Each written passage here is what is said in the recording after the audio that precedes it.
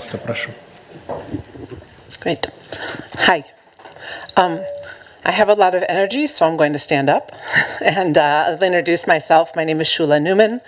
I'm the executive editor at St. Louis Public Radio, which is part of the National Public Radio Network, and I'm here to talk about what public media is in the United States. And it's a very tactical presentation at first, and we'll get a little bit more theoretical towards the end. And I have plenty of time for questions. So, public broadcasting in the United States. Essentially, since the advent of radio, public media has been around. Mostly local colleges and universities would get a place on the bandwidth, and they would experiment with educating and entertaining the public. That was usually all that they did.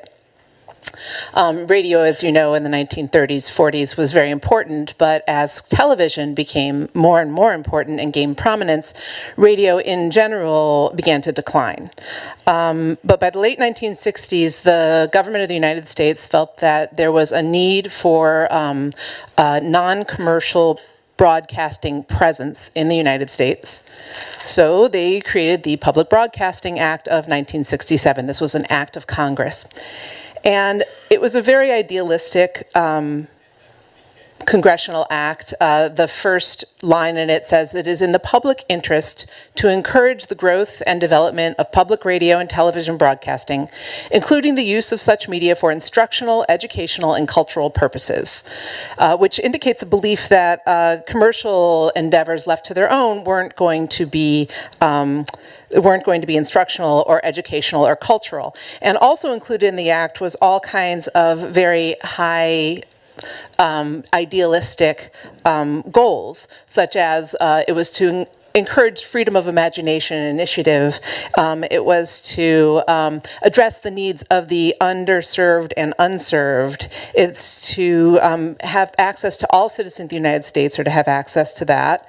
It's going to further the general welfare of the United States. It's going to address national concerns and solve local problems. It's going to be the expression of diversity and excellence. There's going to be a cultural institution, and it's going to take creative risks. And that's a lot of responsibility in this Act of 1967. However, a few brave souls decided to take it, and they formed what was called, out of the act, this thing called the Corporation for Public Broadcasting. And this is a really weird thing to understand. Public broadcasting in the United States is not a government-funded organization, and yet there is government money in it. So the Corporation for Public Broadcasting, it's the funding source for all public media in the United States, but it doesn't dictate any content whatsoever. It's a private nonprofit corporation that is the funnel through which the federal money goes to all of the different public broadcasting, both television and radio organizations in the country. They say that they are the steward for the federal government's investment in public media. And they are the largest single source. As you can see here, at this point in time, they give out about $15 million in grants every year. There's 406 grantees, and those are special grants that people apply for special projects. But in addition to that, they also support more than 1,138 public radio stations, 362 public television stations, 90 because of the Corporation for Public Broadcasting, or the CPB. 99% of Americans have access to public media. So in a way, they fulfill at least one of the goals of the Public Broadcasting Act of 1967, and that is to make sure that all Americans have access to public media. And the cost per American is only $1.35 each. And this will become important later as I talk about some of the challenges that we face in public broadcasting. And also, one other thing I want to point out that will become important later is, of the 575, essentially about half of all public broadcasting organizations are in rural places. So I live in a city, and we receive money from the CPB, but there are hundreds of very small little stations all throughout the country that totally depend on their ability to broadcast, their ability to function from money that they get from the CPB. And this will, again, become relevant later.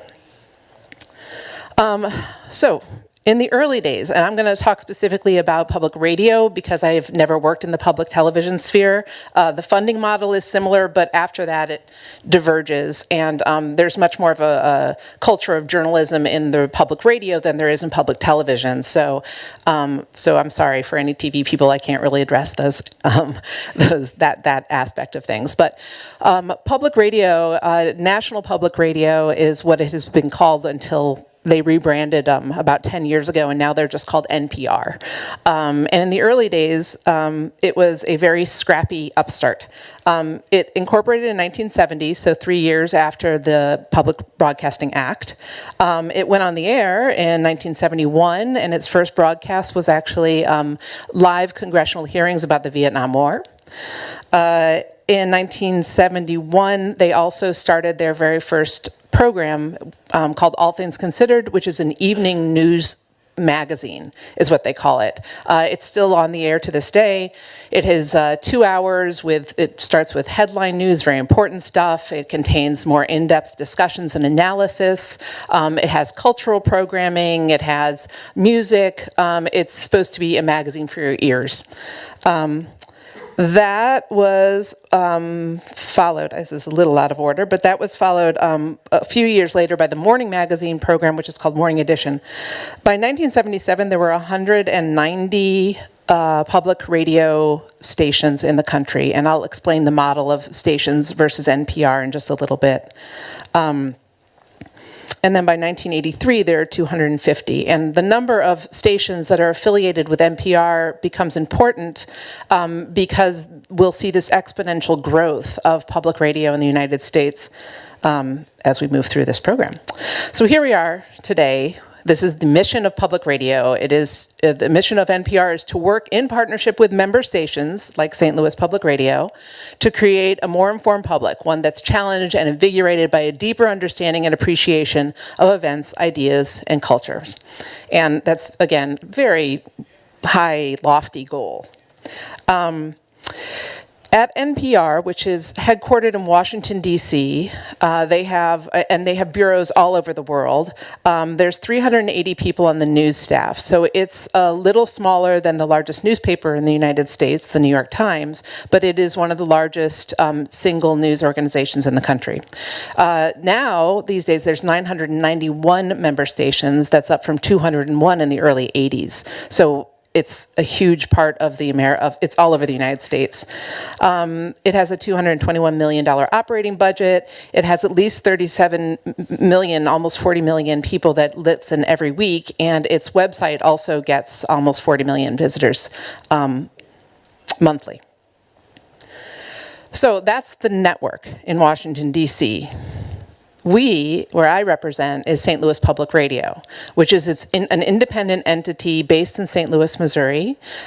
We have our license to broadcast from the University of Missouri, St. Louis, but we have no official connection to the University of Missouri, St. Louis. All they did was have our license from way before public radio, way before the Public Radio Act was a thing.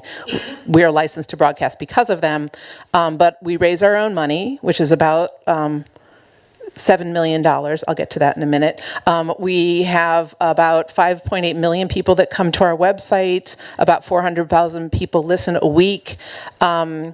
We have we hold events for people, so we'll have concerts, for example, or public lectures, or sometimes very silly things like a pairing of beer and ice cream, and about 10,000 people come to those events and help us and show their support.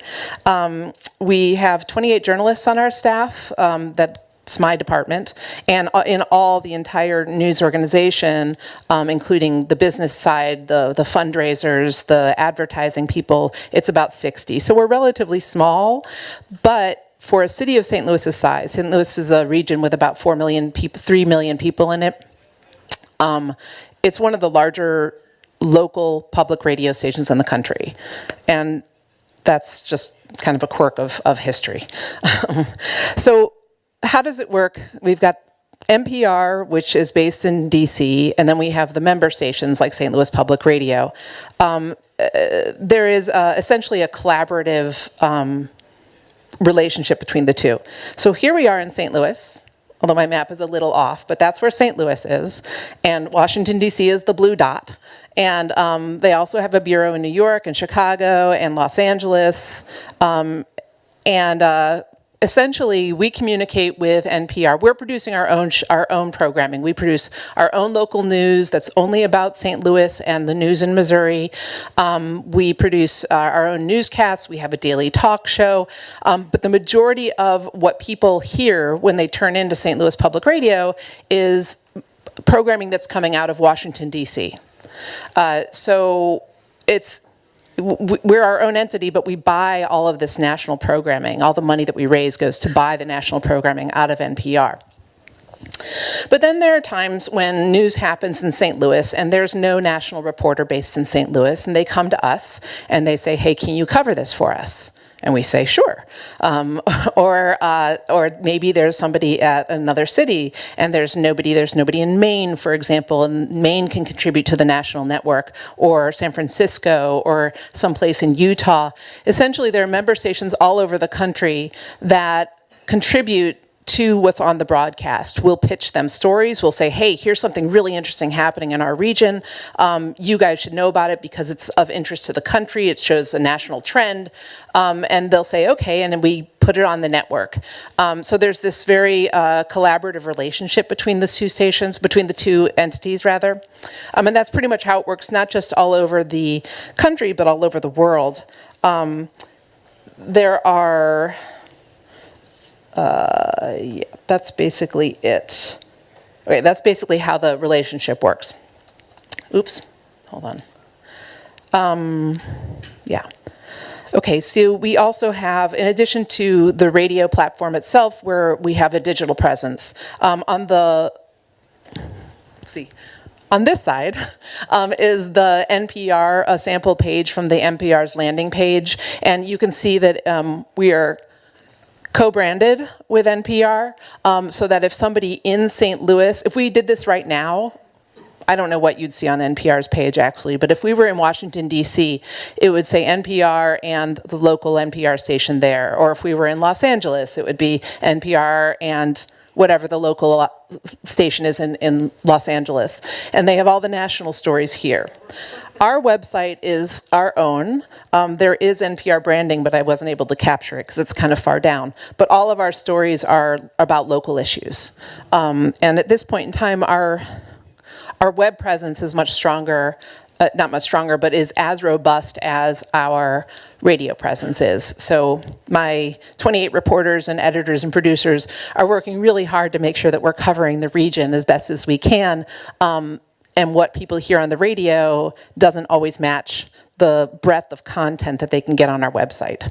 So that's our web.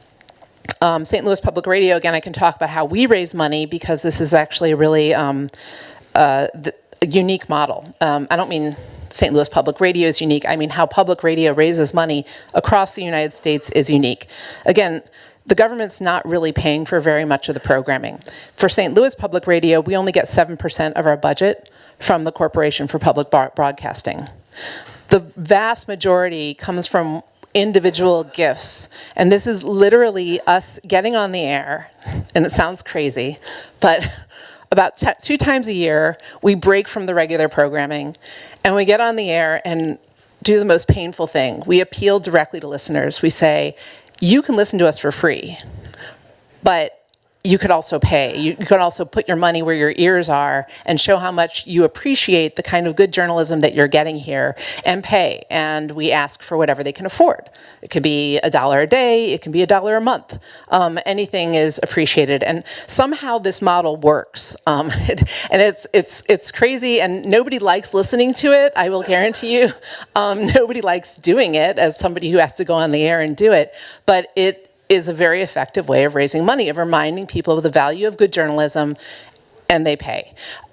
So I'd say of this 63%, probably 50% is raised through that kind of individual people. About 24,000 people in St. Louis give us $10 a month or $100 a month or whatever they can afford.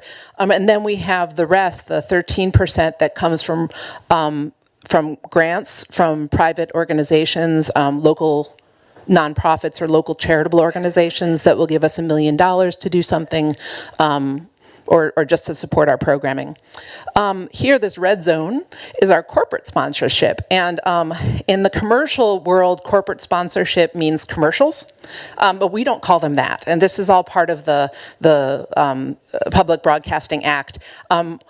We can take money from businesses, but we can't take money from businesses and say, there's a sale at the department store, go this weekend and get 50% discounts. That's not the public, that's not allowed. It's actually, we could lose our license if we did that. Rather, companies can support us. They give us money, and we call it underwriting, which is just another form of advertisement, and it says, Department Store X supports St. Louis Public Radio. And that's basically it.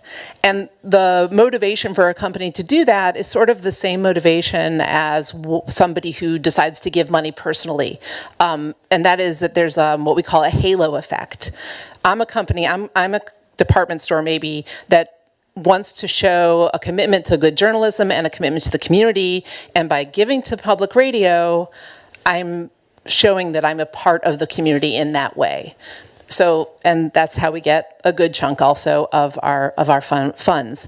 Other than that, we have investments, we have revenue from our events, stuff like that. But those two models are what's unique about public broadcasting in the United States and how we raise money.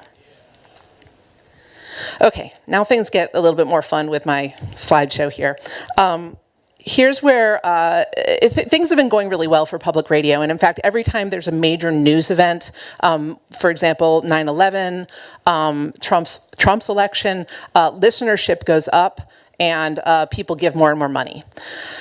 But as we've been discussing here at this conference, there's a lot of challenge for journalism all across the world right now. Radio just is not what it used to be. People don't sit down and listen to it in the evening the way that they used to. These days, 4 in 10 Americans are getting their news online. TV is still one of the most popular ways for people to get news, especially cable news. 50% of Americans are getting their news from cable TV. Radio is only getting 25% of the population. The good news is, radio is not newspaper. At this point, newspapers, only 20% of people are getting their news from newspapers, from daily newspapers, and that's even lower among young people. And then, as we were talking earlier today, social media has a huge influence on where people are getting their news. 62% of people say they're getting their news from social media, and that's compared to just 49% in 2012. And this is a 2016 statistic, so it might be a little out of date. It's probably even more by now.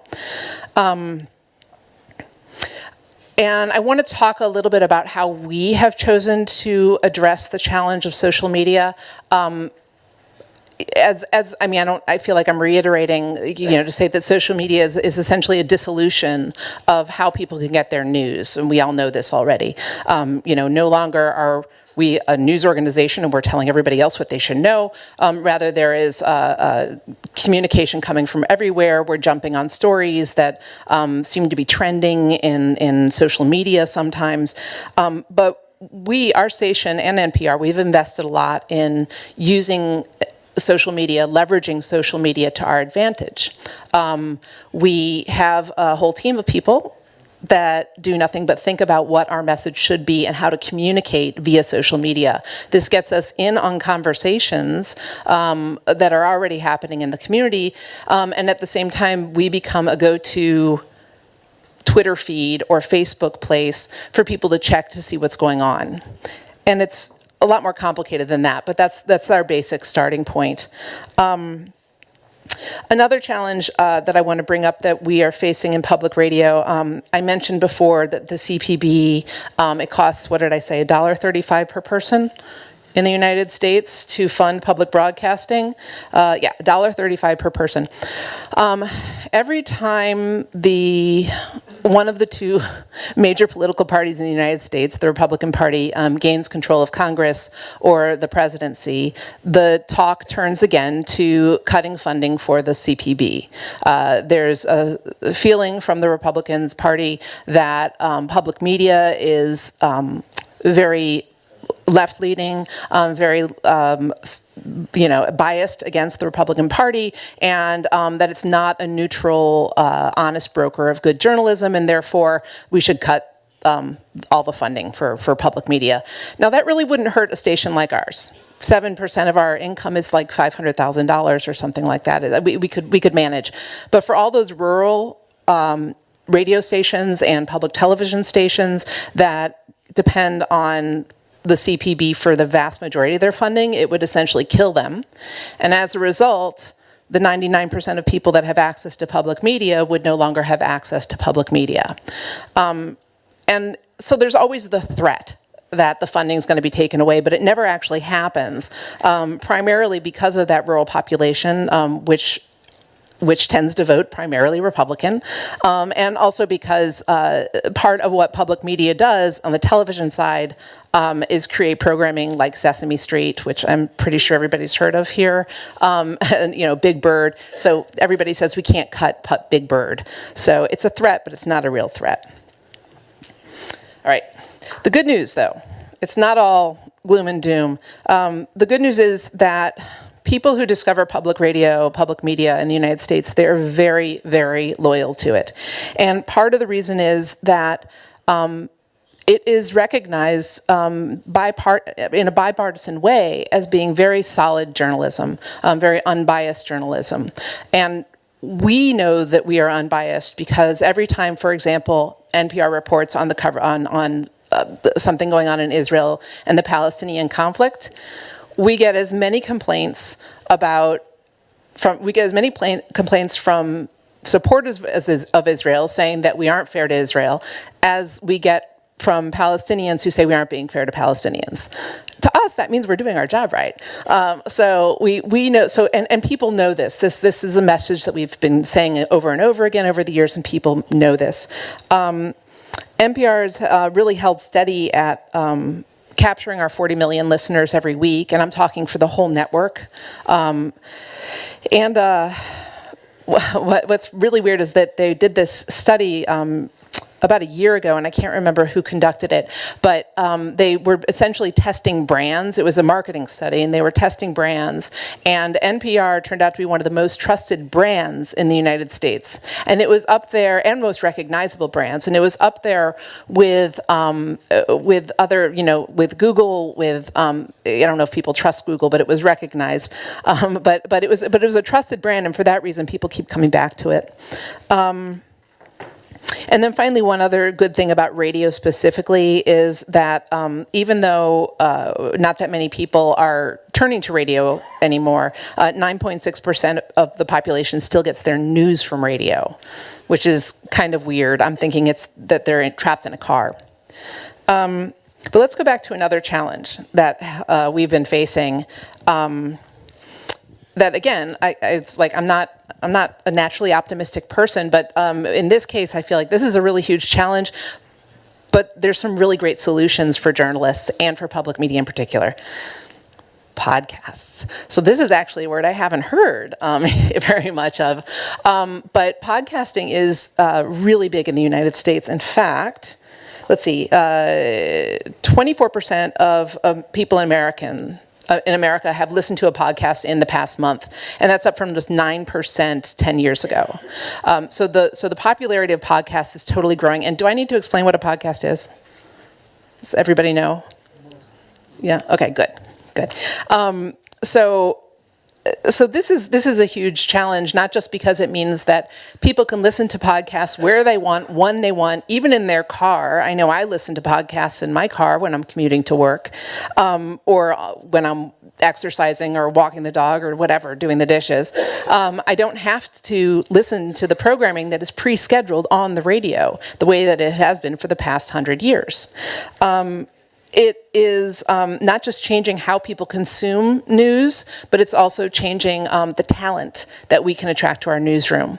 So we've had a couple of reporters in our newsroom, always younger people, who they come in and they're all like excited, they're going to do journalism, and then they got an opportunity to go to one of the podcasting networks, and they go.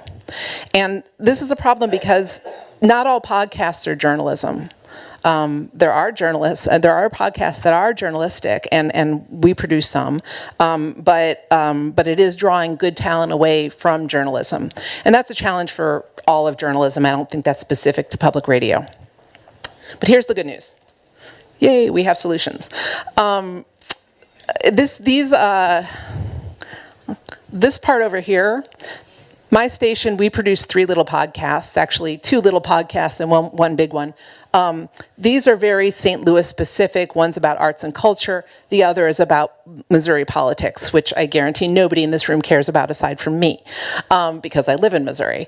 This is a show that has to do with race and culture in the United States, and it's one that we produce at our station, and it has about 50,000 people that listen to each episode, which is quite large, so it's gained national recognition. We created these podcasts as part of the solutions to address the challenge of the on-demand listening. If people want to, listen to what they want to listen to when they want to listen to, we do radio.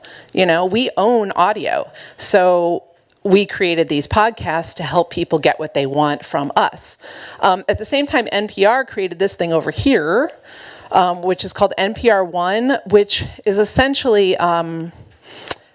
a Pandora-like service for radio. And Pandora is, it's a music service that you decide, I want to listen to this kind of music, and it feeds you all of the music in that genre. This is the same idea, but with news instead. And we're not the only ones doing it, but NPR One was the first one of the first apps like this to come out. So people have it on their phone, they tune in, the first thing that they hear is actually the newscasts from St. Louis Public Radio, if they're from St. Louis. If they're in Boston, they'll hear the Boston Public Radio newscast first. And then they hear whatever they want to hear based on their preferences. And it might be all news about music, or it might be everything that's important about news out of Africa. So here's another thing about the future, about public radio and about St. Louis Public Radio. So we've had some challenging years, to say the least. And we've experienced an evolution in how we think about how we're doing journalism and where we want to go in the future. It started with this thing called a merger. My station, part of the reason that we are as big as we are is that we were a small public radio station that didn't have any weekend coverage, that didn't ever cover anything that happened at night. We were a very sleepy little station. But we had an opportunity to merge with this online news organization in St. Louis. That was also a pretty sleepy little operation. But the two of us merged forces and we grew into a much larger station. We were able to raise a lot more money to hire even more reporters. And this online news organization was full of newspaper reporters, not radio reporters. And the radio station people hadn't really done much online digital journalism reporting. So we spent essentially 2 years cross-pollinating, learning, teaching all of the digital people how to do radio and teaching all the radio people how to do a better job with digital. We created a digital team in our newsroom that forces us to think about how to tell stories better digitally. We have a photographer. There's not a lot of public radio stations that have professional photographers, photojournalists. So that really helped to increase sort of the urgency around the news that we cover, and it changed what we decided to cover. We didn't go for the easy stories. We didn't go for stories that were just nice stories about, it's important to cover the organ that's getting refurbished at the local church, but that's not really of interest, or nor is it all that important to that many people. So that was the first thing that happened. And then about a year after our merger, this thing called Ferguson happened. And again, I don't know how much of an international story this became, but does that ring a bell with anybody? Ferguson. There was a man, African-American man, who was killed by a white police officer, set off weeks and weeks of protest. We were able to basically cover it 24 hours a day for the months that it lasted. I mean, we used all of our resources to do this. But it not only solidified what we should be covering, it influenced where we should be putting our journalistic focus, but it also influenced how we think about how we do news as a news organization. And the big thing about that was our use of social media. And again, there's a lot of problems with social media, and I don't disagree with anything that was said here in the last session, but we were able to use social media to monitor our journalists when they were out at the protest to make sure that they were okay. We were able to figure out who were reliable sources on the ground who were not our journalists, but we knew that we could trust them, and use them to help inform our coverage. And we were able to create a place where people from all over the world were coming to look at our news feed, which was essentially redone Twitter and Facebook and Instagram posts, so that people could get a minute-by-minute update on what was going on. So that was it was a great opportunity, and we really, I wish I could take credit for it. My social media person is the one who did it, and she is, of course, a millennial, which is the third part of our evolution. But anyway, it was a turning point for our newsroom, to say the least. And the millennials in our newsroom also have been a turning point. We have hired a lot of young people, and it's a challenge. I don't know if this is just an American phenomena, that 20-somethings can be, it's like they don't want to do things the way that things have always been done. And they identify issues that are different from what we've traditionally thought of as important.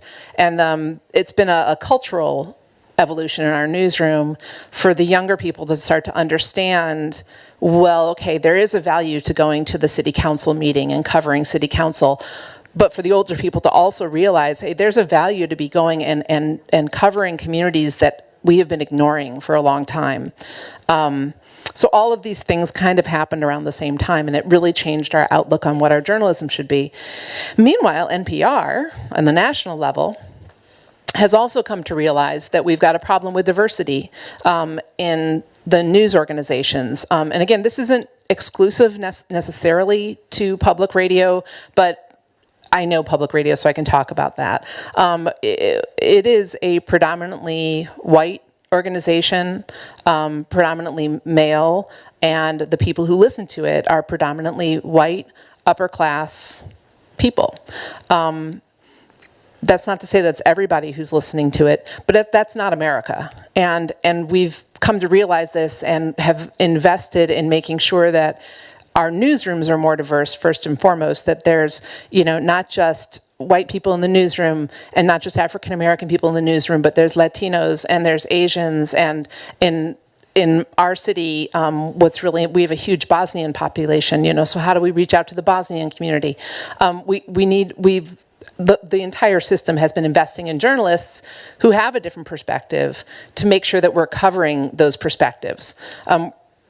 We're also using engagement. This is social media, refers to social media, to reach out to other communities and find out what's important to them, as well as physically engaging. Some of the activities that we do now, the events that our station has held, they would always be at the station. We have this beautiful building and a wonderful community room, and we would always have events at the station. Well, we've stopped doing that. Now we have at least several events that happen in neighborhoods around the region, so that people who live in those neighborhoods are more likely to come. And then also, and this ties into the last one, NPR as a system, we're doubling down on ethics. And I'm happy to talk more about this, but we believe that because of the dissolution of where people get their information, and there's no licensing procedure in the United States. Anybody can be a journalist. You don't have to go to school. There's no in St. Louis even. There's not even a what do you call it, a press pass. There's no official press pass that proves that you're media. But so how can we prove to the public that we are committed journalists? We're doing that essentially by doubling down on ethics, by making sure that everybody who comes into the public media realm shares the same level of ethics, both for traditional journalism, but also for social media and how to use social media. And that includes things like you don't tweet your own perspective on anything. If you can retweet other articles that are very interesting, but if I notice that one of my journalists is retweeting articles that are consistently critical of Trump, for example, I'll have a word with that journalist, because you're not doing anything here but showing your bias. If that same journalist said with each tweet, here's some statistics I've never seen before, or if they're able to provide some kind of context to why they're tweeting what they're tweeting, then I don't care that they're tweeting something biased. But they need to not just retweet, because to me that's a form of endorsement. So that is basically how we've been changing and how we've been adapting to the new environment. And then also, this is a quote from Joseph Pulitzer in 1907, and I know John Lloyd the other day said that the concepts of some of the journalistic values and goals in the public service, he said that was from the 1930s, 40s, 50s. I think it's from 1907, when Joseph Pulitzer says that the job of journalists is always to oppose privileged classes and public plunderers, never lack sympathy with the poor, always remain devoted to the public welfare, never be satisfied with merely printing news, always be drastically independent. I love that phrase. Never be afraid to attack wrong, whether by predatory plutocracy or predatory poverty. And that's the goals of my newsroom. So that's the end of my presentation, and as I said, this leaves tons of time for questions, and I'm happy to answer them.